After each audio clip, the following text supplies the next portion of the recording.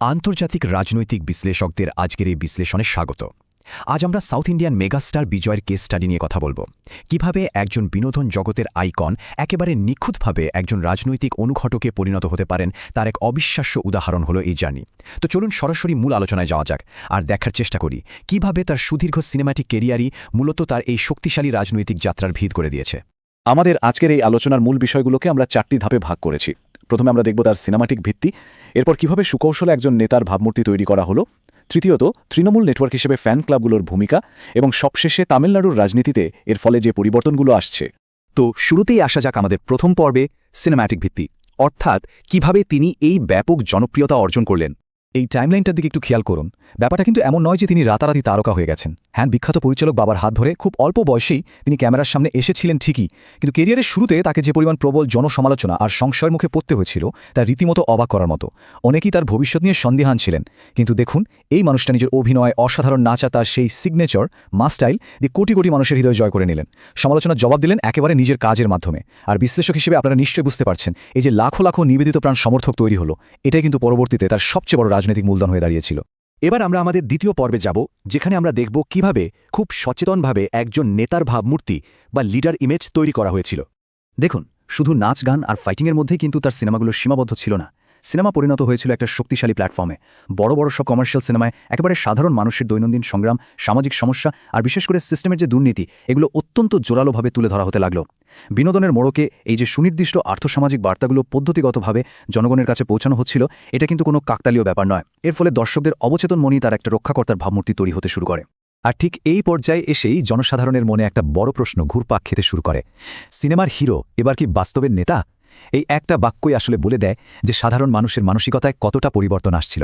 কাল্পনিক cinematic hero আর বাস্তবের একজন লিডারের মাঝখানের যে দেয়ালটা থাকে, সেটা আস্তে আস্তে মুছে যেতে শুরু করেছিল। মানুষ আসলেই বিশ্বাস করতে শুরু করে যে মানুষটা পর্দায় তাদের অধিকার নিয়ে এত সোচ্চার, বাস্তবের লড়াইও তো তিনি তাদের নেতৃত্ব দিতে পারেন। আর এই বিশ্বাসটাকে কাজে লাগিয়েই শুরু হয় আমাদের তৃতীয় পর্বের কাজ, তৃণমূল নেটওয়ার্ক হিসাবে ফ্যান ক্লাবগুলোর অবিশ্বাস্য ব্যবহার। একটা জিনিস আমাদের বুঝতে হবে, রাজনৈতিক দলগুলোর সবচেয়ে বড় শক্তি কি? তৃণমূল পর্যায়ের কর্মী, তাই না? এখানে লক্ষ্য করুন সাধারণ ফ্যান ক্লাবগুলো কিভাবে সুসংগঠিত, সক্রিয় একটা সামাজিক সংগঠনে পরিণত হয়ে গেল।